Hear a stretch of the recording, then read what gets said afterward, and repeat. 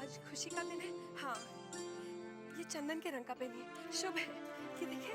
सासू माँ, लाज आनी चाहिए आपको। वो हमारे यहाँ है ना मास्टर ब्रज राखाल, वो तुम्हारे घर ही के आदमी है, वही चारुलता को पढ़ाएंगे।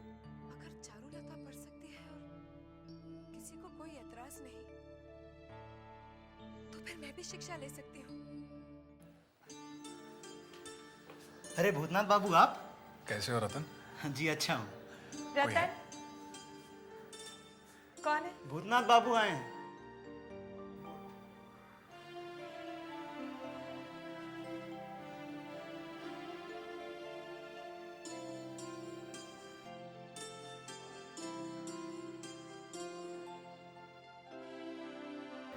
कैसी हो जबा?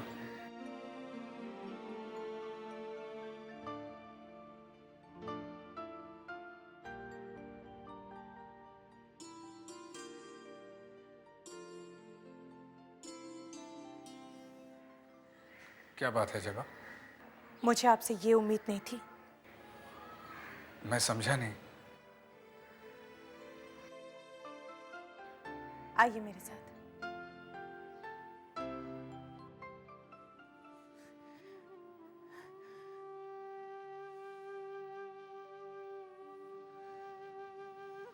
क्या बात है जबा? नन्हीलाल को आपने हमारे घर पे क्यों भेजा? नन्हीलाल? हाँ, आप ही का नाम लेकर वो इस घर में घुस सका, वरना मैं तो उसे दरवाजे से भगा देती। मेरा यकीन करो। यकीन तो मुझे नहीं हो रहा है। नन्हीलाल जैसा आदमी आपका दोस्त है? बैंक के नाम से वो हमें ठगना चाहता है। ब्रह्म समाज की किसी भी लड़की की मर्यादा नहीं रखी उसने, किसी का विश्वास नहीं जीत पाया। आज अमीर हो गया तो क्या समझता है, हम भी वैसे ही हैं। हमारी शिक्षा दीक्षा अलग है, हम मनुष्य को रुपयों से नहीं तोलते। मैं सच कह रहा हूँ जबा, मैंने उसे नहीं भेजा। पहले मुझे ये बताओ कि उसने यहाँ आकर तुमसे क्या कहा? 2 दिन पहले आया और कहने लगा, कैसी हो जबा, तुम तो हमें भूल ही गई, हम तो पुराने दोस्त थे। फिर मैंने कहा कि दोस्त थे, है तो नहीं। तुमने उसे कहा नहीं कि दोस्त के बाद इतने दिनों बाद कैसे आई? नहीं, मैंने सिर्फ उसके आने का उद्देश्य पूछा तो कहने लगा, नाराज क्यों हो रही हो, भूतनाथ से तुम्हारे बारे में पता चला और ये भी पता चला कि तुम्हारे पास बहुत पैसे हैं। जबा मैंने उसे कहा जरूर, लेकिन मेरा मतलब ये नहीं था। मैं जानती हूँ, मैं जानती हूँ तुम्हारा वो मतलब नहीं था। मैंने तो साफ साफ कह दिया, वो पैसे मेरे नहीं है, पिताजी के हैं। और पिताजी का जो फैसला होगा वो मैं तुम्हें साफ साफ सुना रही हूँ। पिताजी तुम्हारे बैंक में पैसे कभी नहीं रखेंगे। ये तुमने अच्छा किया जबा, वरना वो तो। मैं उसकी फितरत अच्छी तरह से जानती हूँ। कहने लगा, एक बार फिर सोच लो। मैंने तो कह दिया, मेरा फैसला अटल है, तुम जा सकते हो। ननीलाल के साथ बैंक को लेकर बात हुई थी जरूर, लेकिन मैंने उसे कहा था कि पहले मैं बात करूंगा। पता नहीं सुवेने बाबू राजी होंगे या नहीं, लेकिन वो खुद यहाँ चला आया। मैं समझती हूँ तुमने ऐसा कुछ सोचकर नहीं कहा होगा, लेकिन जरा सोचो, अगर पिताजी ये सब सुनते तो तुम्हारे बारे में क्या सोचते?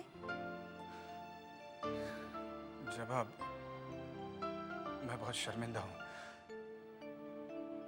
और तुम्हारा एहसानमंद भी हूँ कि तुमने सुवेने बाबू से बात छुपा कर रखी, वरना मैं जिंदगी भर के लिए उनसे नजरें नहीं मिला पाता।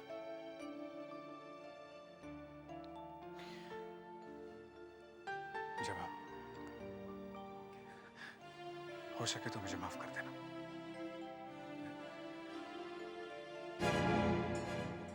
जबा, भूतनाथ बाबू कैसे हैं आप? जी ठीक हूँ। जबा, मुझे तुमसे कुछ जरूरी बातें करनी थी, जरा बाहर आओ। जी रहने दीजिए, मैं चलता हूँ, आप लोग यहीं बातें कीजिए। नमस्ते। नमस्ते। नमस्ते।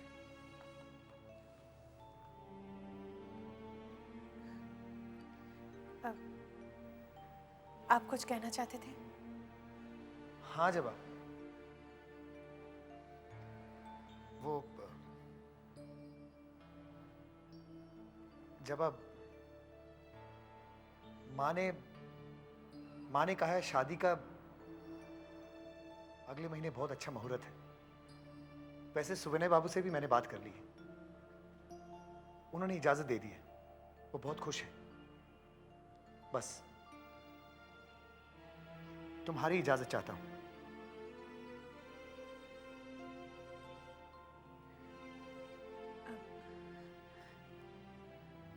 पिताजी ने जब इजाजत दे दी तब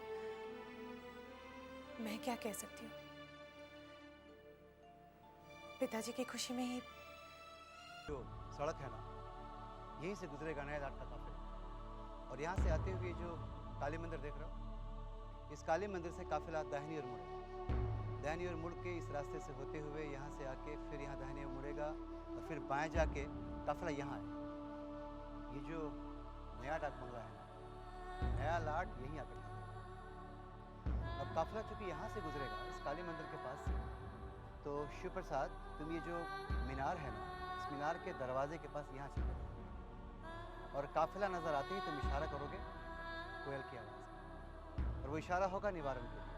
निवारण तुम यहाँ छिपे रहो इन झाड़ियों के पास।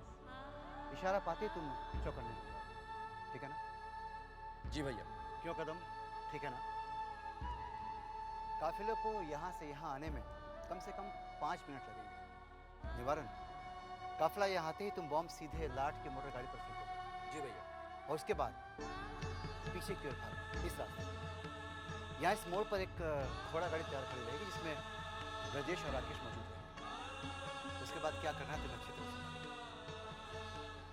इस हमले में अगर नया लाट मारा जाता है तो यकीन मानो अंग्रेजों पर ही हमारी अब तक की सबसे बड़ी कामयाबी। हम जरूर कामयाब होंगे प्रजू भैया। लाट को यहाँ उसकी मौत ही खींच कर ला रही है।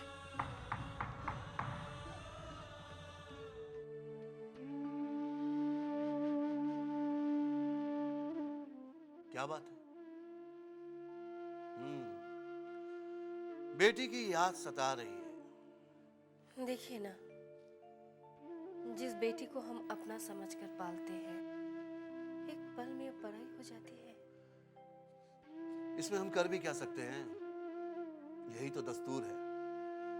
वैसे तुम्हें तो खुश होना चाहिए, तुम्हारी बेटी इतने बड़े जमींदार के घर में ब्याही है। वो तो ठीक है, लेकिन अंदर ही अंदर एक डर हमें खाया जा रहा है। कैसा डर? देखिए, मुझे तो मेरी बेटी पर पूरा भरोसा है। मैंने उसे शिक्षा ऐसी दी है कि वो सबको अपना बना के चलेगी। मगर क्या? रिश्ता बराबर वालों में ही निपटा है। इतना बड़ा घराना, मेरी बच्ची कहीं घबरा ना जाए। न जाने उस घर की बहुओं का क्या व्यवहार हो। देखो, मैंने बहुत सोच समझ कर ये रिश्ता तय किया है। आज तुम्हें बेटी की कमी खल रही है, आज तुम अपनी बेटी के लिए चिंतित हो, लेकिन कल अगर बेटी के साथ साथ बेटा भी हमारे पास आ जाए तो? मैं समझी नहीं। मैं दामाद जी की बात कर रहा हूँ। देखो भाई, नन्हे बाबू अभी पढ़ाई लिखाई कर रहे हैं। उनकी पढ़ाई लिखाई खत्म होते ही मैं ऐसा चक्कर चलाऊंगा ताकि उनका मन व्यवसाय में लगा सकूं। और फिर वो दिन दूर नहीं जब बेटी और दामाद दोनों हमारे ही घर में आकर के रहेंगे। कारोबार करते करते आप रिश्तों को भी कारोबार समझने लगे। आप अपने लालच के लिए इतना बड़ा पाप करेंगे? एक माँ से उसका बेटा अलग कर देंगे? जरा सोचिए, आज हमारी बेटी ब्याह करके चली गई तो हमें कितनी तकलीफ हो रही है। किसी माँ से उसका बेटा अलग हो जाए तो उस माँ पर क्या बीतेगी? नहीं, मैं आपको ऐसा कभी नहीं करने दूंगी। देखो, तुम्हारे कहने और मेरे करने से कुछ नहीं होने वाला। जो होगा वो सब समय के हिसाब से ही होगा, समझी?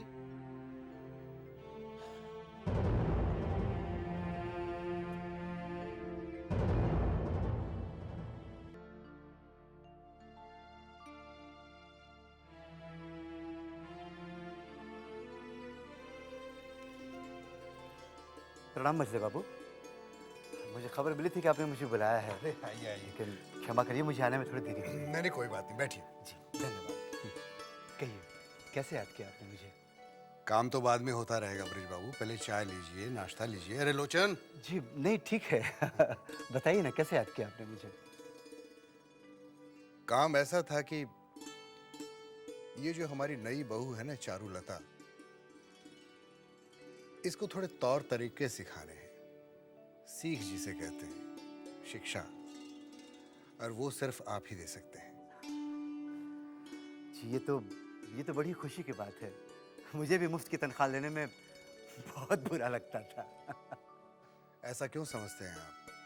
बड़े बाबू ने आपको हमेशा इस हवेली का सदस्य समझा है, हम भी वैसा ही समझते हैं।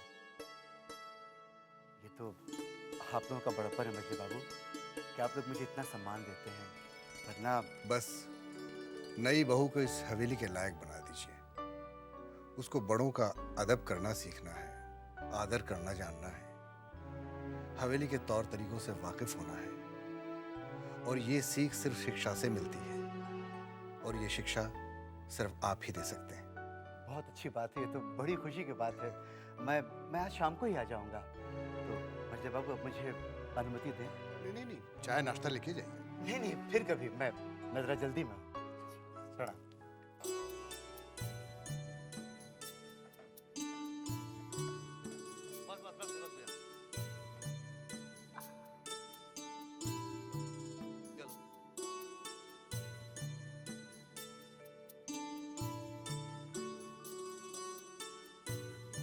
आइए आबू जी आइए। अरे भैरव बाबू, नमस्कार नमस्कार नमस्कार।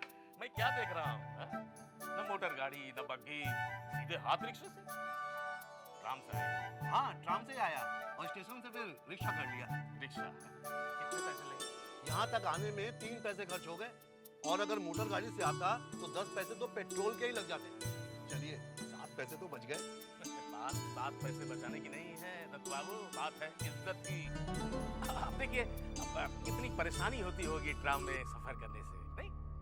और फिर लोगों से सट के बैठो, और फिर किसी पहचान वालों ने पहचान लिया तो गई इज्जत। नहीं, अरे मजले बाबू आइए आइए।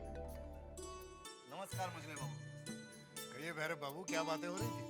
वो मजले बाबू ट्राम को लेकर कुछ बातें कर रहा था कि लेकिन हमारे कान तो कुछ इज्जत की बात सुन रहे थे। मैं कह रहा था कि मोटर गाड़ी से आने में इज्जत है, ट्राम से नहीं। आपने मोटर गाड़ी खरीदी मजले बाबू? खरीद ली है, अभी कुछ ही दिनों में विलायत से आ जाएगी। दामाद जी उठ गए क्या? लोचन, जी हुजूर। जरा देखना तो नन्हे बाबू बैठक में आए कि नहीं। जी हुजूर। आप जाइए। अच्छा जी। पक्का कंजूस है हाँ? परेशानी उठा लेगा लेकिन 7 पैसे खर्च नहीं कर सकता। दफा कीजिए भैरव बाबू, बड़ी माँ ने बात कही, हमने निभा दी, अब हमें इससे क्या लेना देना। सही कहा। मछली बहुरानी, मछली बहुरानी। अरे बाबा रे, सांस ले ले। अब बोल। वो आ गए। कौन आ गए रे? अरे वो ही जिनके पुरखे कुछ साल पहले घुटनों तक धोती पहनते थे वो। तो बड़ी दीदी की समधी की बात कर रही है? जी जी। कहाँ है वो? वो अपने दामाद और बेटी के साथ बैठकर खानाफोसी कर रहे। अच्छा।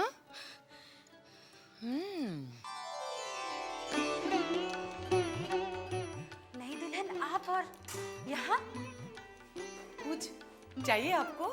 वो पिताजी आए हैं, उन्हीं के लिए चाय लेने आई। तो हमें बुलवा लिया होता। अरे भोलू की माँ, तो जल्दी चाय चढ़ा। आप चाहिए हम भिजवा देंगे। नहीं, मैं खुद लेके जाऊंगी। अच्छा अच्छा तो आप बैठिए, चाय अभी बन जाएगी। दीदी, नई दुल्हन कितनी सुंदर लग रही है ना? अरे सुंदर है तो सुंदर लगेगी ही। ठहर जा, मैं काला टीका लगा देती हूँ नई दुल्हन को। अरे दीदी, नई दुल्हन पहली बार रसोई घर में आई है, इनका मुंह तो मीठा करवाइए। हाँ जल्दी लिया, जल्दी लिया। रहने दीजिए। अरे दे दे, जल्दी दे। लो, मिठाई खा लो। अरे भोलू की माँ, तुझे याद है शादी से पहले नई दुल्हन इस हवेली में आई थी तो कितना अच्छा लगा था। हाँ दीदी, कितना उछल कूद रही थी, है ना?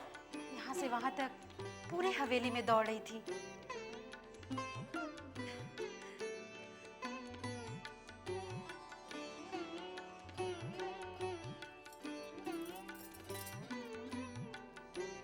अच्छा, मैं चलती हूँ। लीजिए, आपका नाश्ता आ गया।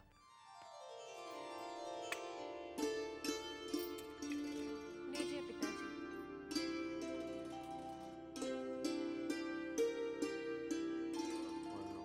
मैं कह रहा था कि कोई निजी नौकर नहीं है तुम्हारा? जी था, शशि, मगर मैंने उसे निकाल दिया है। छोटे बाबू का नौकर है ना बंसी, उसका एक भाई है, सोच रहा हूँ उसे ही रख लूँ। नहीं नहीं, उसे रखने की कोई जरूरत नहीं। मेरा एक वफादार नौकर है काशी, उसका छोटा भाई है, मैं उसे ही भेज दूंगा।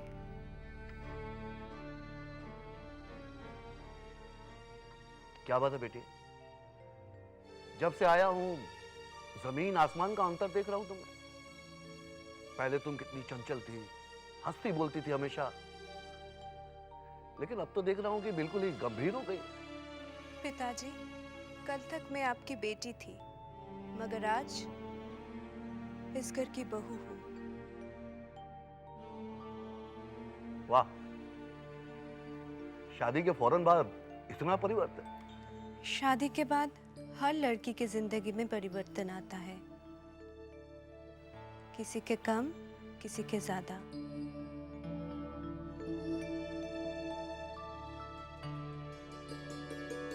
प्रणाम बड़ी माँ।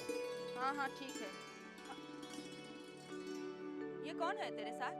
बड़ी माँ, गिरी को तो नौकरी से निकाल दिया गया है। मझले बाबू ने कहा था एक नई दासी लाने को, सो मैं ले आया हूँ। इसका नाम लक्ष्मी है। प्रणाम बड़ी माँ। ठीक है, अब तू जा।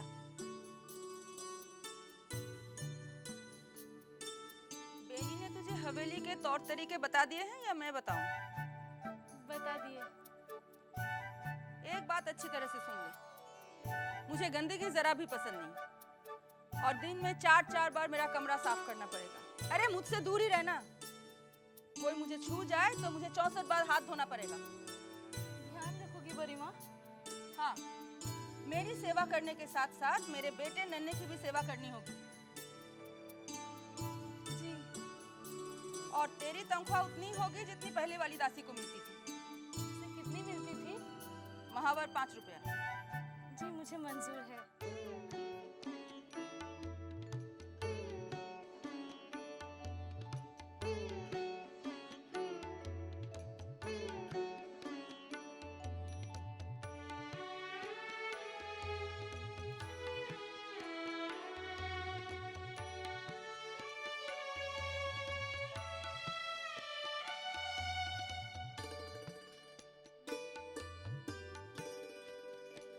मास्टर जी, आप आ गए? हाँ। मैं अंदर खबर करती हूँ। छोटी बहू रानी, छोटी बहू रानी, क्या है चिंता? आप मास्टर जी से पढ़ने का कह रही थी ना? हाँ हाँ, वो आए हैं क्या? जी हाँ, वो नई दुल्हन को पढ़ाने आए हैं। आप जाएंगी ना? हाँ हाँ जरूर जाऊंगी, मैं तैयार होकर आती हूँ। कहाँ पर पढ़ा रहे हैं? बैठक में।